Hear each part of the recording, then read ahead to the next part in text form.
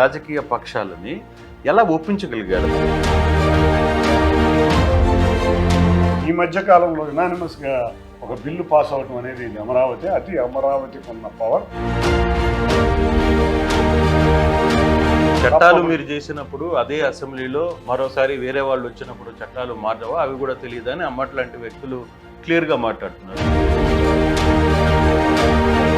2019 నుంచి 24 వరకు బాగా కృషి చేశారు. వాళ్ళే అధికారంలోకి వచ్చారు, అసెంబ్లీలో ఉన్నారు. మరి చట్టాన్ని ఎందుకు మార్చలేకపోయారు? ఆ రోజు రాజధాని ఎందుకు చేయలేకపోయారు? మావిగన్ని అనే ప్రస్తావన మాజీ ముఖ్యమంత్రి ఏదైతే చేశారో దాన్ని ప్రజల్లోకి తీసుకువెళ్ళాలి అని కోరినట్టుగా కూడా తెలుస్తుంది. ఏ విధంగా చూస్తారు?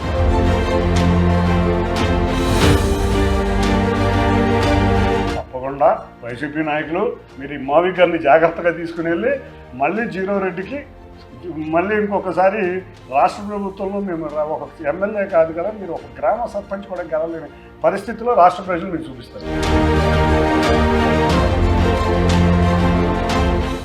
Welcome to RTV. ప్రస్తుతం అమరావతి మీద ఒక చట్టబద్ధత వచ్చిన నేపథ్యంలో ఒకవైపు ఆంధ్రప్రదేశ్లో కంప్లీట్గా కూడా 29 గ్రామాలు కావచ్చు, మొత్తం 5 కోట్ల మంది జనాల మధ్యలో ఈ వ్యవహారం మీద ఒక పెద్ద నిన్నటి నుంచి కూడా కొంత చర్చ జరుగుతుంది, ఆనందాలు జరుగుతున్నాయి, ఉత్సవాలు జరుగుతున్నాయి.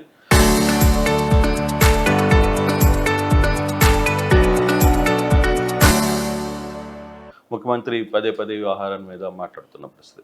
అసలుకి లోక్సభలో కావచ్చు, రాజ్యసభలో కావచ్చు, ఎటువంటి పరిస్థితుల మధ్య ఈ బిల్లు ఆమోదం జరిగింది, చట్టబద్ధత కల్పిస్తూ ఏ విధంగా జరిగిందనే అంశం మీద ఎంపీ గారితో విజయవాడ ఎంపీ గారితో మాట్లాడే ప్రయత్నం అయితే చేద్దాం. సార్, అసలు ఓవరాల్ ఎపిసోడ్లో చాలా రోజుల తర్వాత ఆంధ్రప్రదేశ్ రైతులకు కావచ్చు, ప్రజలకు కావచ్చు ఒక తీపి కబుర్ని అందించారు.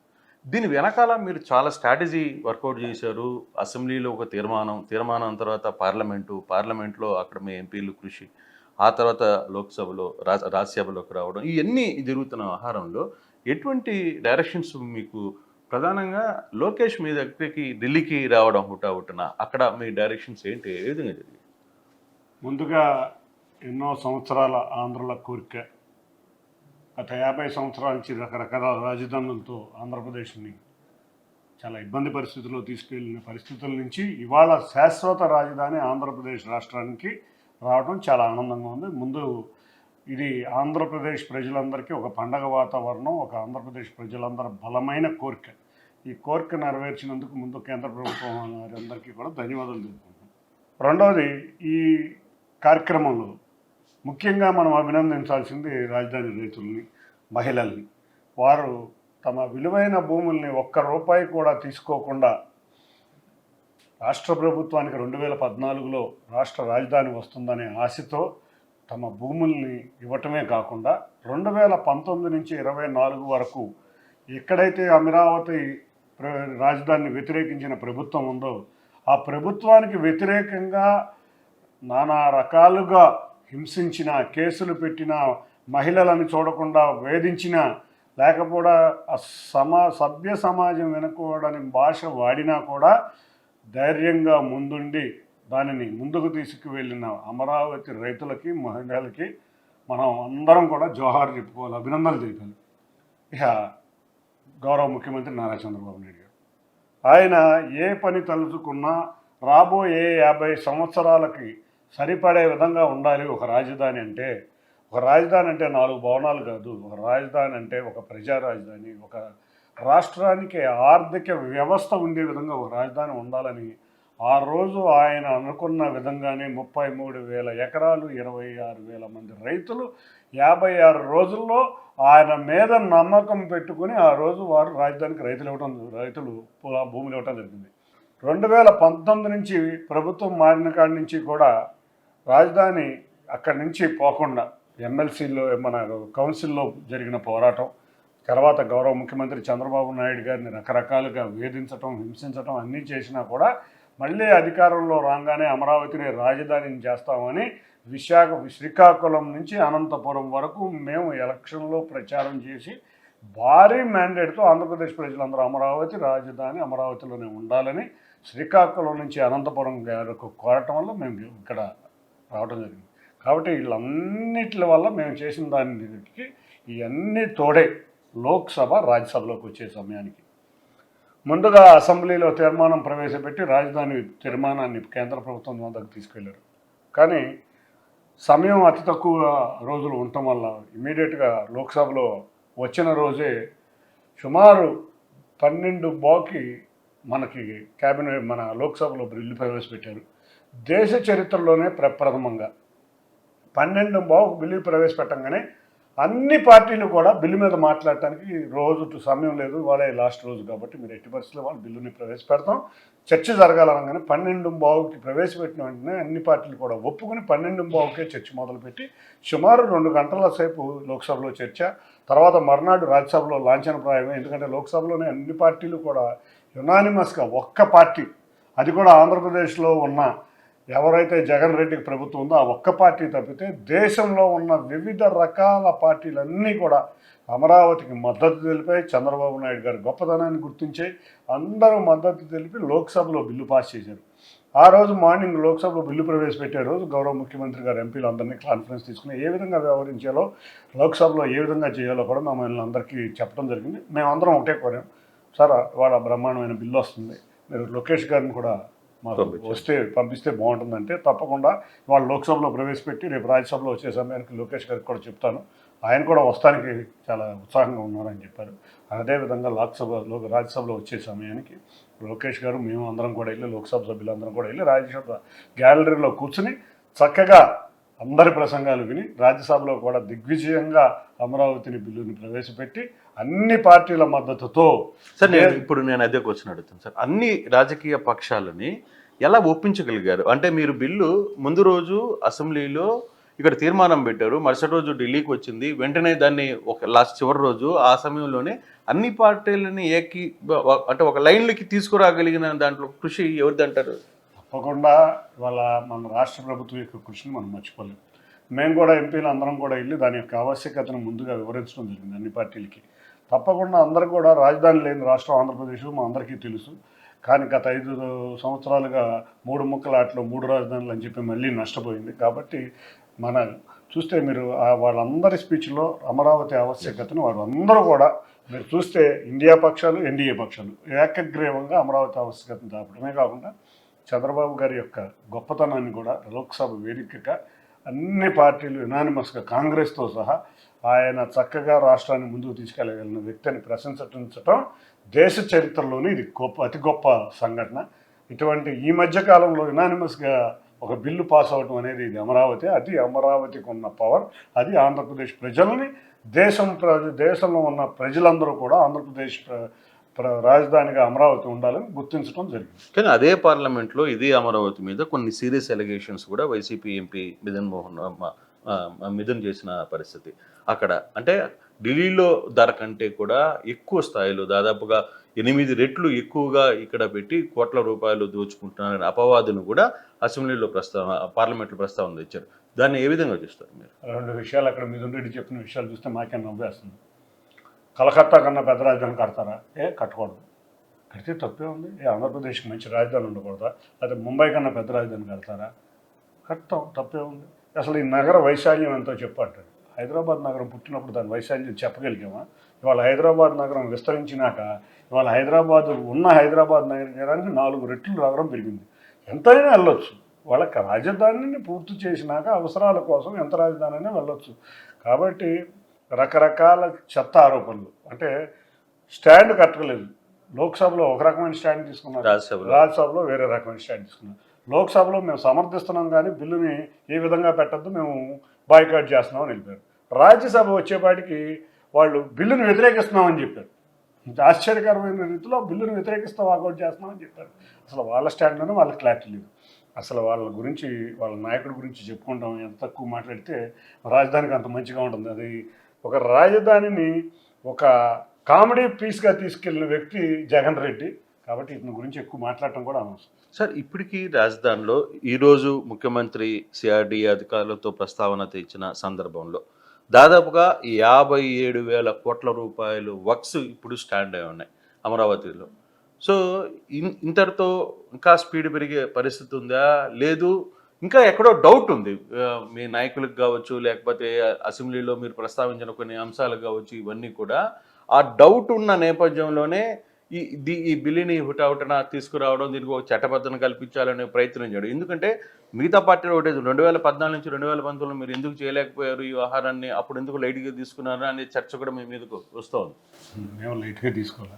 ఆ రోజు 2014లో 19లో ఉన్న ప్రతిపక్ష నాయకుడు 35,000 ఎకరాలు ఏంటి చాలా తక్కువ తీసుకున్నారు, 50,000 ఎకరాలు కావాలి, రాజధాని అమరావతిలోనే ఉండాలి, రాజధాని కోసం నేను ఇల్లు కూడా కట్టుకున్నానని చెప్పడం వల్ల ఇతను ఏదో రాజధానిని నిజంగా అమరావతిలో మేము వెళ్ళిపోయినాక రేపు మేము రాపోయినా రేపొద్దున ఎవరు వచ్చినా కూడా అమరావతి రాజధాని ఉంటుందని తలంచుతూ ఆ రోజు ముఖ్యమంత్రి గారు దీని మీద గట్టిగా శ్రద్ధ పెట్టలేదు. ఎందుకంటే ఎక్కడ కూడా అంత అవసరం కూడా లేదు. కానీ 2019 నుంచి 24 వరకు చూసినాక ఎట్టి పరిస్థితుల్లో పెట్టుబడికి వచ్చిన వాళ్ళు, అక్కడ పెట్టుబడి పెట్టిన వాళ్ళు చాలా ఇబ్బందులు పడ్డారు.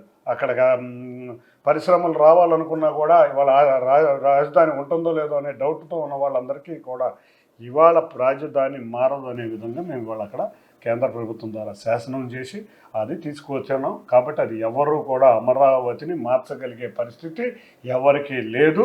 చట్టాలు మీరు చేసినప్పుడు అదే అసెంబ్లీలో మరోసారి వేరే వాళ్ళు వచ్చినప్పుడు చట్టాలు మార్చవా, అవి కూడా తెలియదని అమ్మటి లాంటి వ్యక్తులు క్లియర్గా మాట్లాడుతున్నారు. రేపు ఇంకోసారి నెక్స్ట్ ప్రభుత్వం వాళ్ళు వస్తే వచ్చిన తర్వాత మేము మార్చడానికి మాకు ఎంతసేపు పని అనేది అంబటి ప్రస్తావన. ఏమంటారు దాన్ని? 2019 నుంచి 24 వరకు బాగా కృషి చేశారు. వాళ్ళే అధికారంలోకి వచ్చారు, అసెంబ్లీలో ఉన్నారు. మరి చట్టాన్ని ఎందుకు మార్చలేకపోయారు? ఆ రోజు రాజధాని ఎందుకు చేయలేకపోయారు? 3 రాజధానులు అన్నారు, ఒక్కరోజు కూడా చేయలేకపోయారు.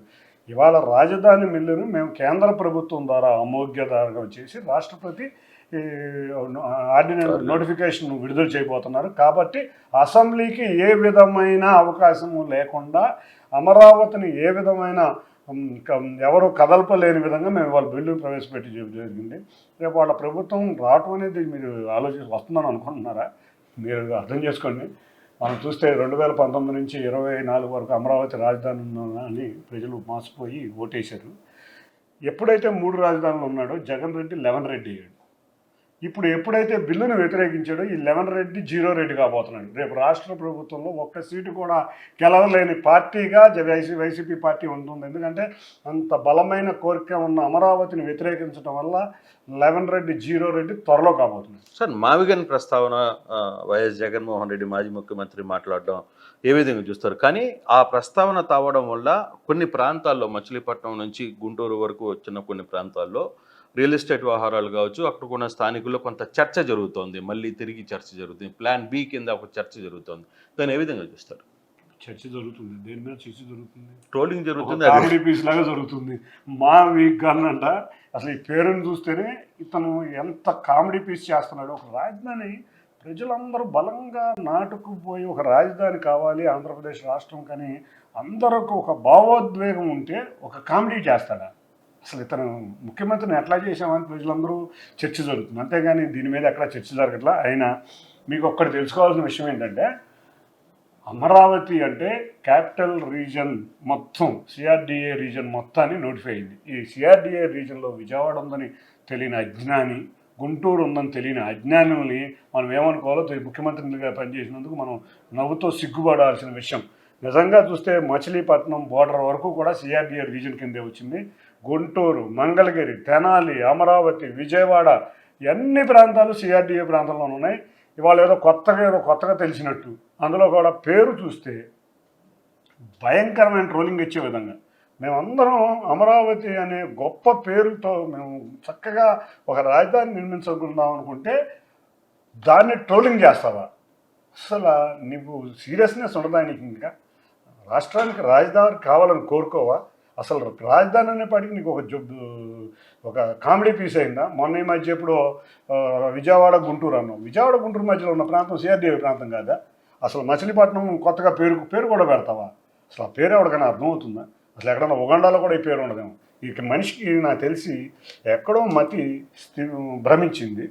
తప్పకుండా మంచి సైక్రాటిస్టులు చూపించుకుంటే వైసీపీ నాయకులు బాగుంటుంది. అసలు ముందు చర్చ ఒకటి జరుగుతుంది. ఏమని జరుగుతుందంటే ఇవాళ అయిపోయామరా మనం 11 నుంచి 0కి వెళ్ళబోతున్నాం, ఈ చర్చ ఏంట్రా బాబు అని వైసీపీ నాయకులు నాతో స్వయంగా మాట్లాడి అన్న మాటలు చెప్తున్నా. అంటే వైసీపీ వాళ్ళు కూడా చాలా బాధగా చాలా ఇబ్బందికరమైన పరిస్థితులు ఎదుర్కొంటున్నారు. కాబట్టి ఎవ్వరు కూడా కామెంట్ చేయలేని పరిస్థితిలో ఉంది. నిన్న సజ్జల టెలికాన్ఫరెన్స్ నిర్వహించిన పరిస్థితి కూడా ఉంది. కొంతమంది నాయకులతో మాట్లాడుతూ మావిగన్ని అనే ప్రస్తావన మాజీ ముఖ్యమంత్రి ఏదైతే చేశారో దాన్ని ప్రజల్లోకి తీసుకువెళ్ళాలి అని కోరినట్టుగా కూడా తెలుస్తుంది. ఏ విధంగా చూస్తారు అది? తప్పకుండా తీసుకెళ్ళండి, తప్పకుండా ఈ కామెడీ పీస్ని జనాలు ఇంకా బాగా కామెడీ పీస్కి వెళ్తారు. ఎంత తొందరగా తీసుకెళ్తే అంత మంచిది. తప్పకుండా వైసీపీ నాయకులు మీరు ఈ మావి గారిని జాగ్రత్తగా తీసుకుని వెళ్ళి మళ్ళీ జీరో రెడ్డికి మళ్ళీ ఇంకొకసారి రాష్ట్ర ప్రభుత్వంలో మేము ఒక ఎమ్మెల్యే కాదు కదా, మీరు ఒక గ్రామ సర్పంచ్ కూడా గెలలేని పరిస్థితిలో రాష్ట్ర ప్రజలు మీకు చూపిస్తారు. సార్, ముఖ్యమంత్రి గారు పదే పదే చెప్తున్నారు 2028 కల్లా ఒక రూపుకి తీసుకుని వస్తామనేది. నిజంగా అంటే మీరు ఒక డెవలప్మెంట్స్గా లేకపోతే మీరు జరుగుతున్న పరిస్థితులను అంతా అబ్జర్వ్ చేస్తుంటారు కాబట్టి, అందులో విజయవాడ ఎంపీగా కీలకంగా అక్కడ ఏం జరుగుతుందో ప్రతి ఒక్కటి మీ దృష్టిలో ఉంది కాబట్టి అడుగుతున్నా, నిజంగా ఇది సాధ్యమవుతుందా, లేదు కొంత ఆలస్యం అయ్యే పరిస్థితి ఉందా? సమస్య లేదు, మొత్తం పూర్తవుతుంది.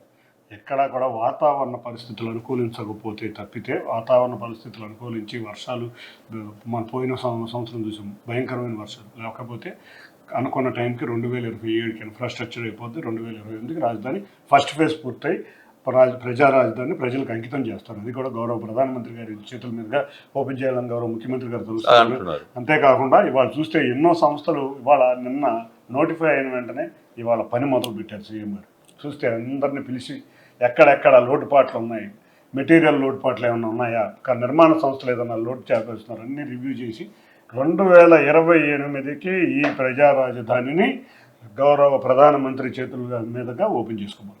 అంటే రాబోయే రోజులు లేకపోతే రాబోయే పరిస్థితులు ఒక రకంగా కొంత పాజిటివ్గా కనపడుతున్నప్పటికీ సెకండ్ పూలింగ్ ఇప్పుడు తీసుకుంటున్నారు. రెండవ తరఫా విస్తరణ లేకపోతే పూలింగ్ వ్యవహారంలోకి వస్తే అక్కడ కొన్ని అడ్డంకులు జరుగుతున్నాయి. ఆ అడ్డంకుల్ని సాల్వ్ చేసే పరిస్థితి ఉందా? దాని మీద ఏమన్నా దృష్టి పెట్టారా ముఖ్యమంత్రి గారు? కానీ 2027-28కి మొదటి ఫేజ్ మొత్తం పూర్తవుతుంది. రెండో ఫేజ్ కూడా త్వరలో సెకండ్ ఫేజ్ వర్కులు కూడా జరుగుతాయి. నిరంతరం ముఖ్యమంత్రి గారు కానీ మంత్రి గారు నారాయణ గారు కానీ సిఆర్డీ కమిషనర్ గారు కానీ ఎంపీ కానీ ఎమ్మెల్యేలు కానీ అక్కడ ఒక కమిటీ వేయటం జరిగింది. రైతులకు ఏదైనా చిన్న చిన్న సమస్యలు ఉంటే వాళ్ళ కమిటీ ఎప్పుడు ప్రతి 15 రోజులకు ఒకసారి కూర్చొని అక్రాస్ ది టేబుల్ క్లియర్ చేస్తుంది. రెండో ఫేజ్ కూడా వెంటనే క్లియర్ అయిపోతుంది. రెండో ఫేజ్లో స్పోర్ట్స్ సిటీ రాబోతుంది, ఎయిర్పోర్ట్ రాబోతుంది, ఇవన్నీ రాబోతుంది. కాబట్టి మొదటి ఫేజ్ వరకు మాత్రం 2028 పూర్తి చేసి ప్రభుత్వం ప్రజా రాజధాని అమరావతిని ముందుకు తీసుకురాబోతుంది.